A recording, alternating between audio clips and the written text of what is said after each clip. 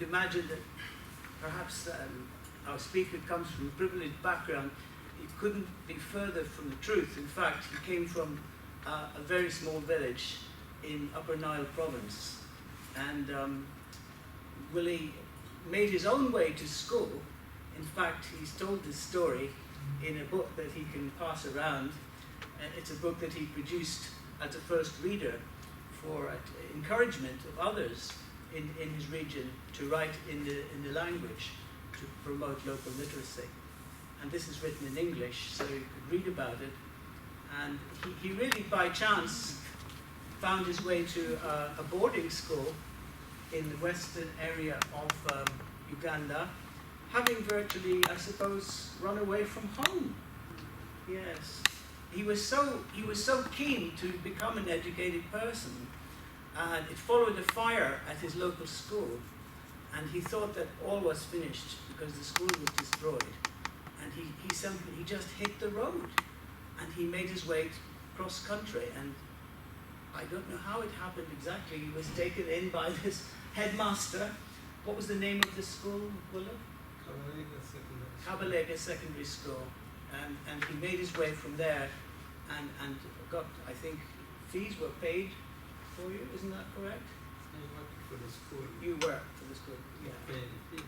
Right, so Willy is an example of what can be done. People from a very humble background. And we were just watching something on TV, the BBC World Service, I think, and a program about those Maasai people, Maasai warrior it was called. And we're watching this together, and somebody came from a Maasai village, and he became a rich man in Nairobi, running his own tour company, safari company, in fact, and then going back to his village, giving so much back to the village, and in fact, helping people with the dowry payment of cattle to get a bride, because they were too poor to afford that.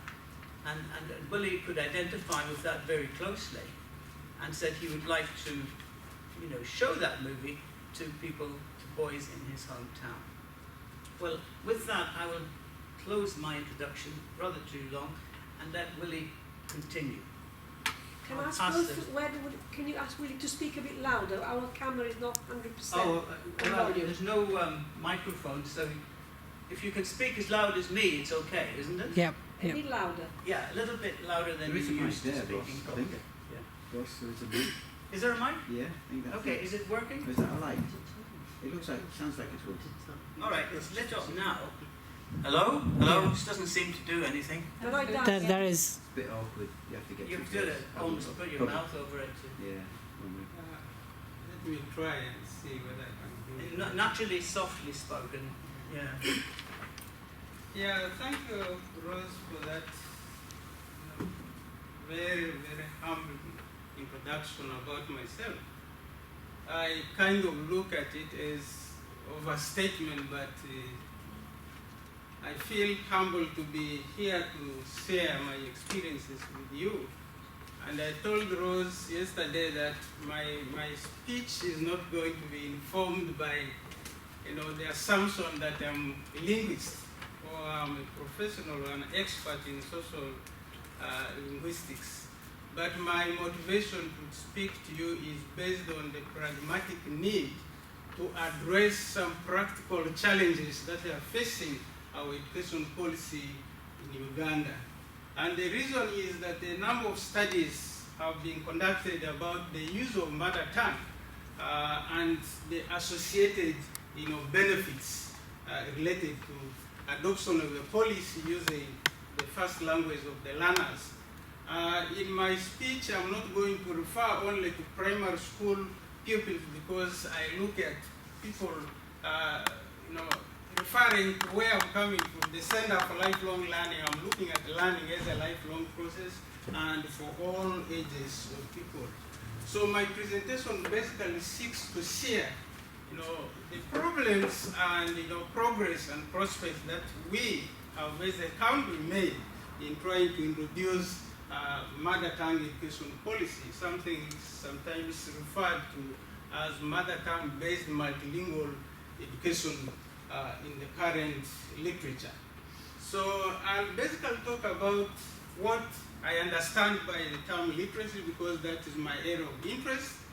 I'll give you some highlights about the background to mother tongue multilingual education policy in Uganda, and I'll give you some highlights of what has been done since the policy was adopted and implemented from the year 2007.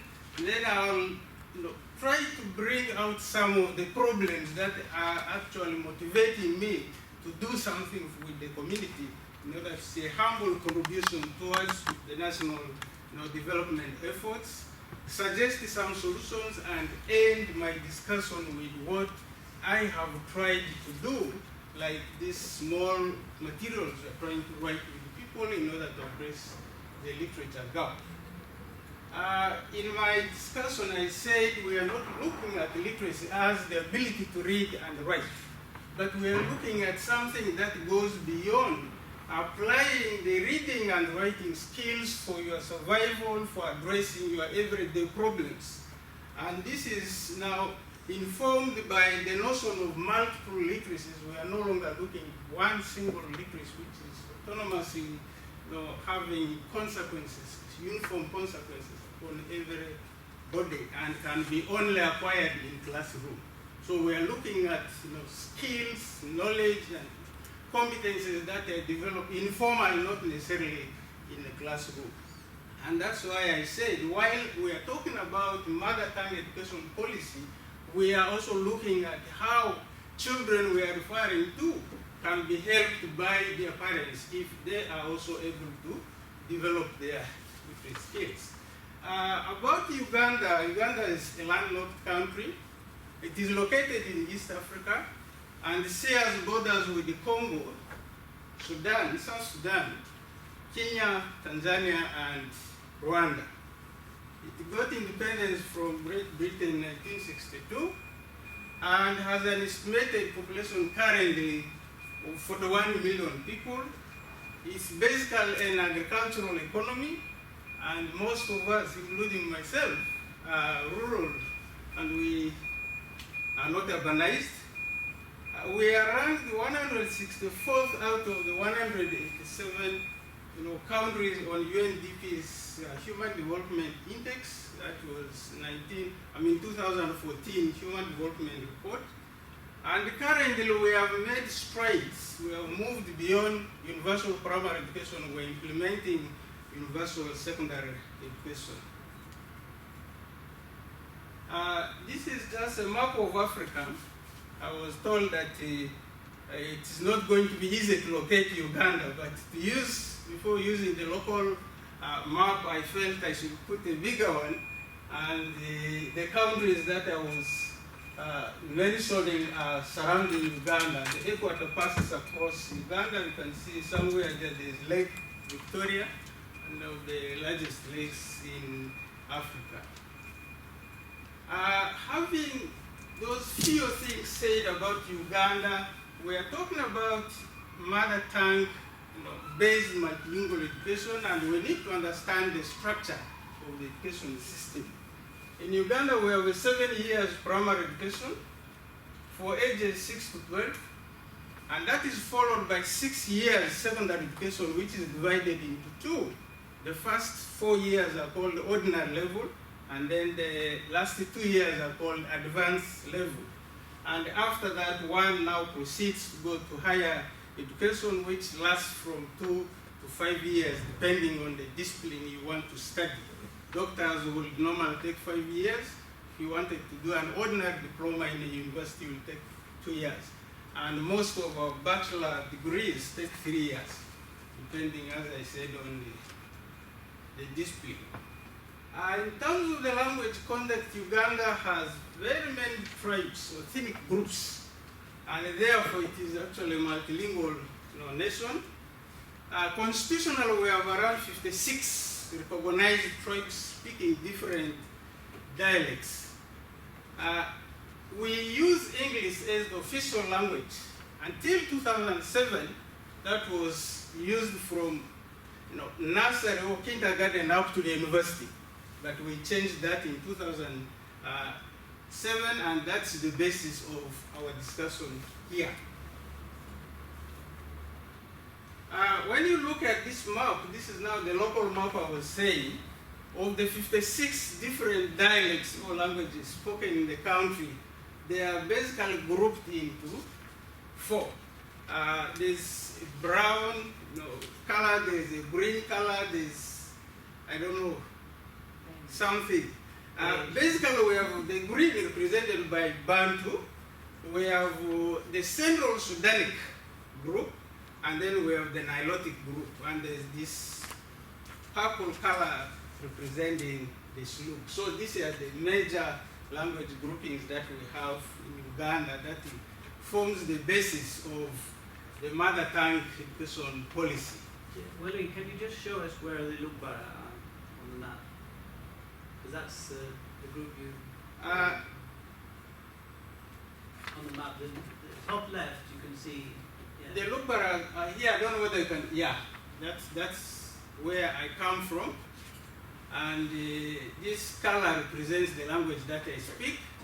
And this is the language that I want to make a contribution towards its development, its promotion, and its sustenance alongside other African languages. Can I proceed? Yeah, this takes me to some basic information about the mother tongue-based multilingual education policy in Uganda. This policy came as a result of several education review commissions.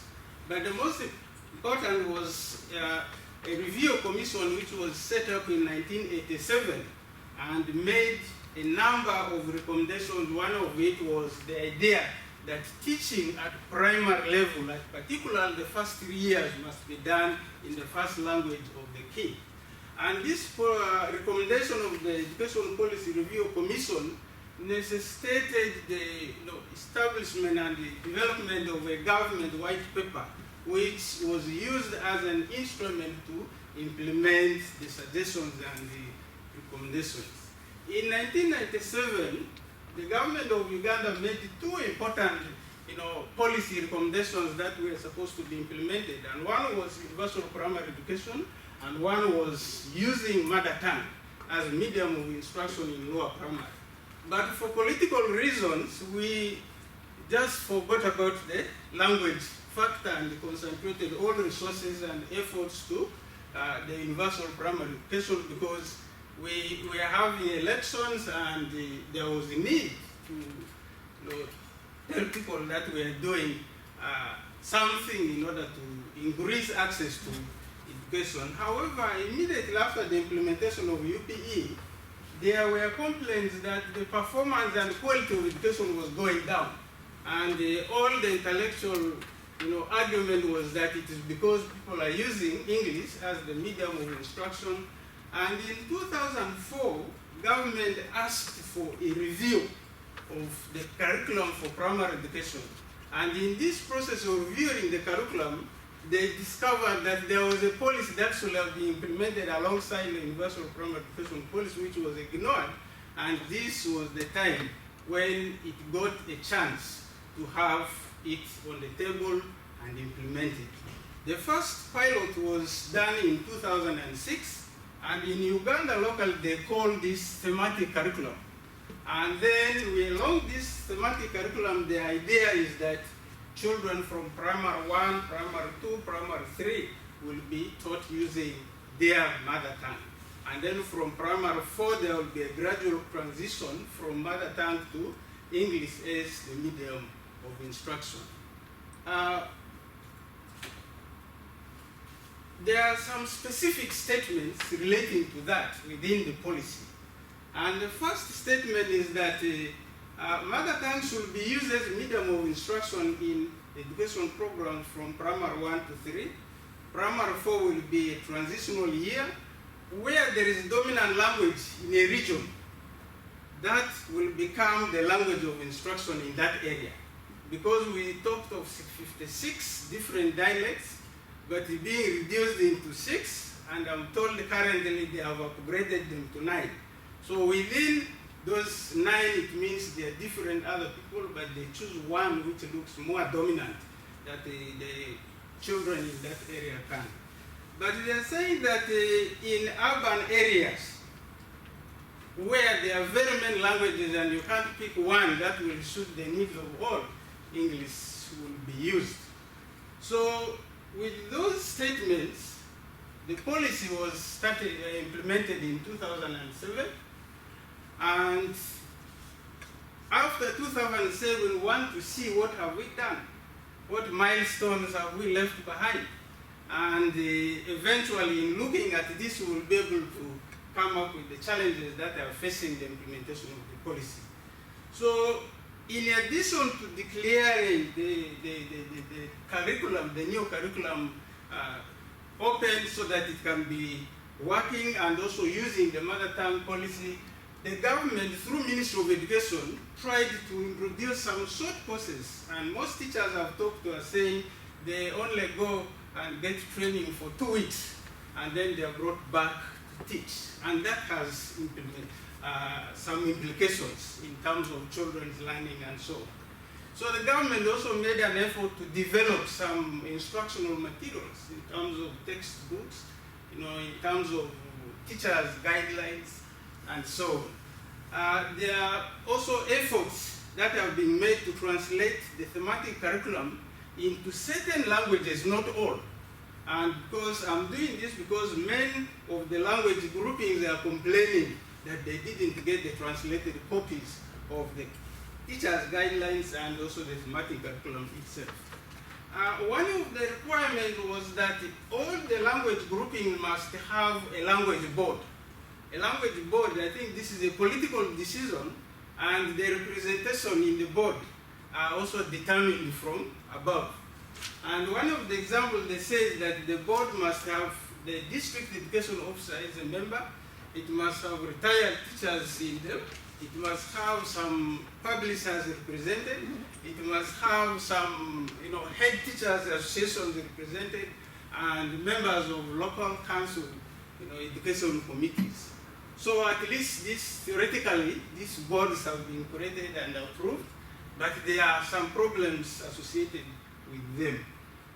National Curriculum Development Center was authorized to develop some guidelines to see how these boards work and what their terms are. At least that was done. And finally, many languages in Uganda did not have orthography, including the one I speak. And there was effort that each of these language groups must develop an orthography, take it to National Curriculum Development Center, discuss it, and then submit it to the Parliament for approval. So one significant, I think, achievement is that many of these language groupings now have an approved orthography, including mine. And as I said, despite those landmarks, there are very many challenges. And one of the challenges is, I was saying that they are supposed to have language boards. And these language boards are politically created. And I'm also sure that the composition is determined by some form of power from the political circles. These boards have remained unfacilitated. The point, like terms of reference for them is not clear. And since they were created, we are not seeing them doing something very useful. So in theory they are there, but in practice they are not doing much. And there are arguments that by saying that the government leaders like the district education officer be a member, it is not obvious that this person has idea about linguistics or is a linguist or has a technical expertise in the area. Since they are government officials, they just occupy the position and do not have the interest in order to do that. Apart from poorly and facilitated boards, there are serious problems regarding instructional materials produced in local language. And that is the thing that personally pains me, and that's why I felt I should do this kind of thing in order to produce some materials that we can distribute. There are also translation challenges. I said many language groups are complaining that the curriculum has not been translated for them to use, and they are depending on the English. And I already mentioned the challenge of not having reference materials for teaching. And for those now in secondary, the teachers are saying that they are picking books from West Africa, like these Things Fall Apart of Chinua Achebe, and they are now trying to locally translate it and use it in teaching. And yet, I think the teachers have the capacity in order to develop their cultural, appropriate content that they could use in order to instruct their learners. So the issue of translation is a serious one. While we are talking about the lack of materials, there's another challenge where people who are supposed to publish these materials are not interested because they look for money. And this lack of interest in publishing local materials places a serious roadblock in efforts to produce local reading materials. There are also academic arguments that the National Curriculum Development Center has not done enough in terms of researching, to create awareness on culturally appropriate content that they could use for each region, for each language group. And then we have this aspect of a trade-off between the cost saving and meeting the language needs. So that's the reason why 56 different dialects were grouped into 6.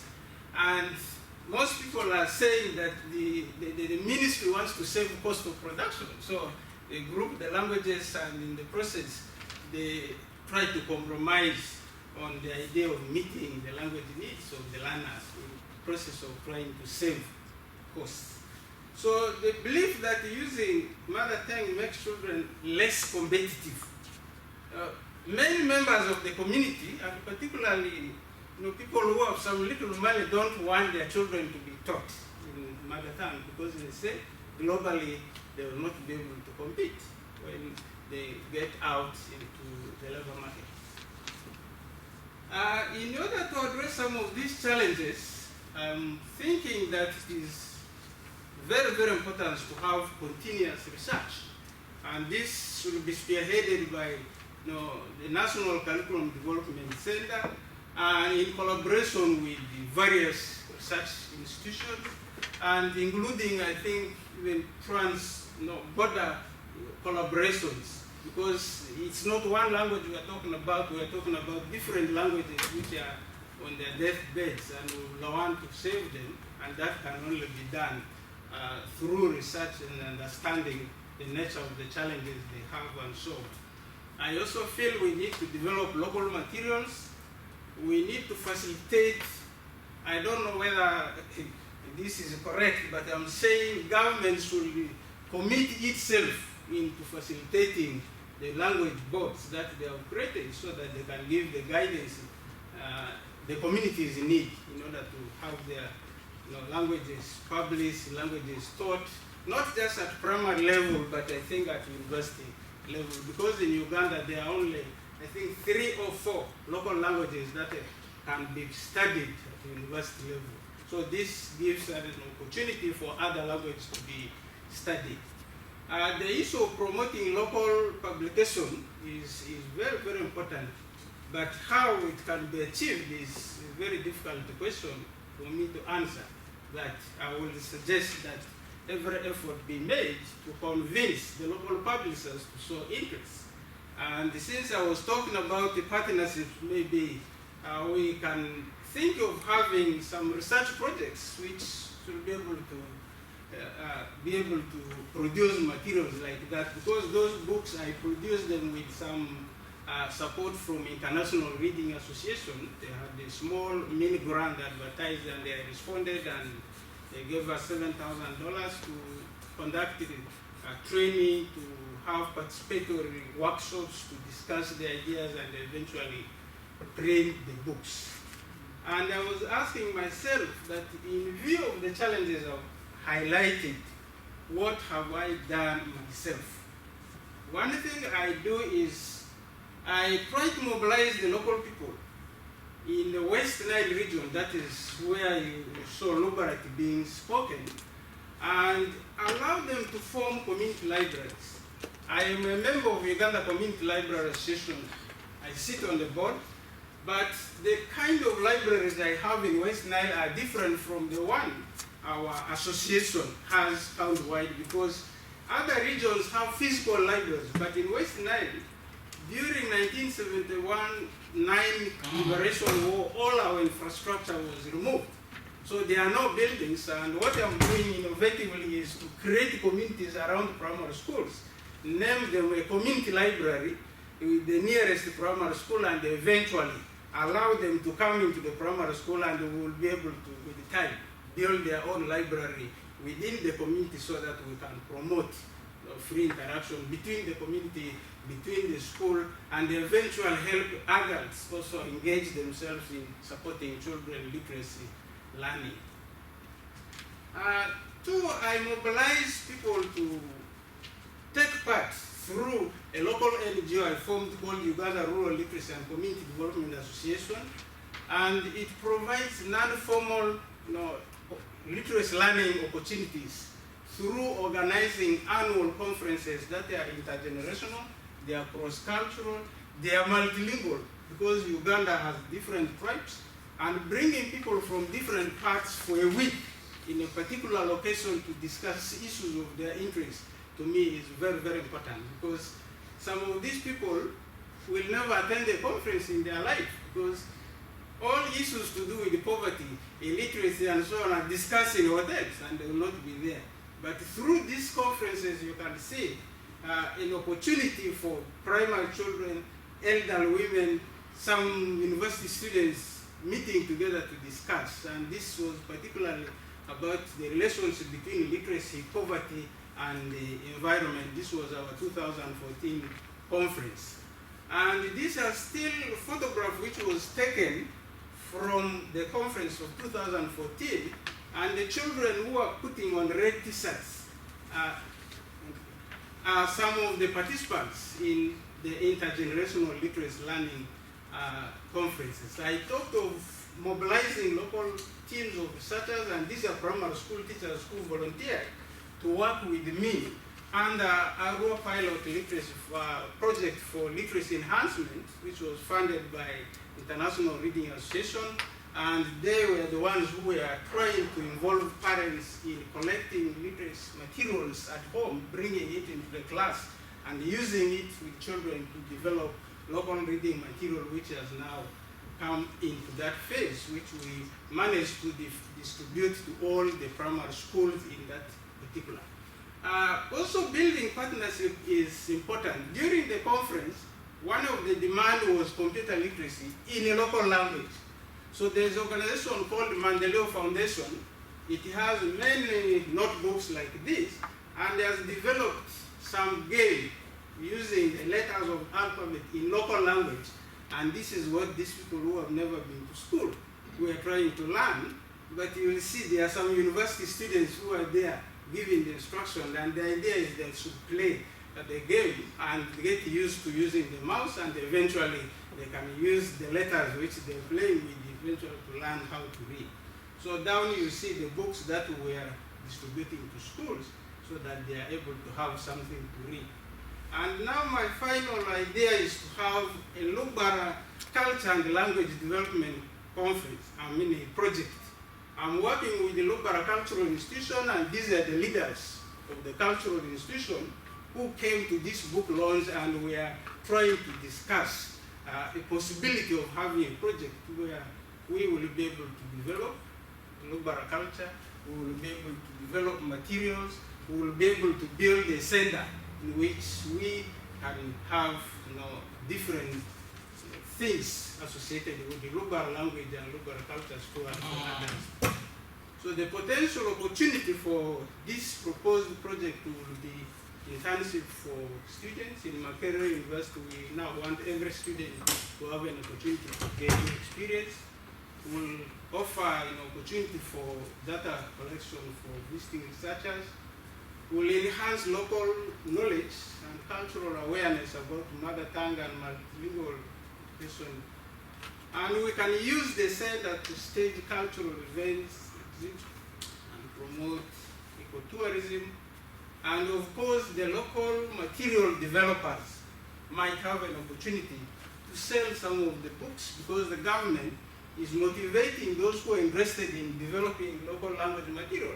So this will be an opportunity for them to develop their skills. And I believe at the end of it all, it will enhance a reading culture, it will enhance some literacy level in local languages.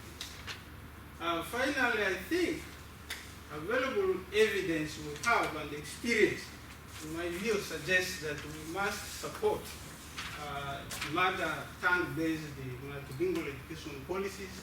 If we, like those in Uganda who are multilingual, multi-ethnic, are to attain equality in education and universality in literacy.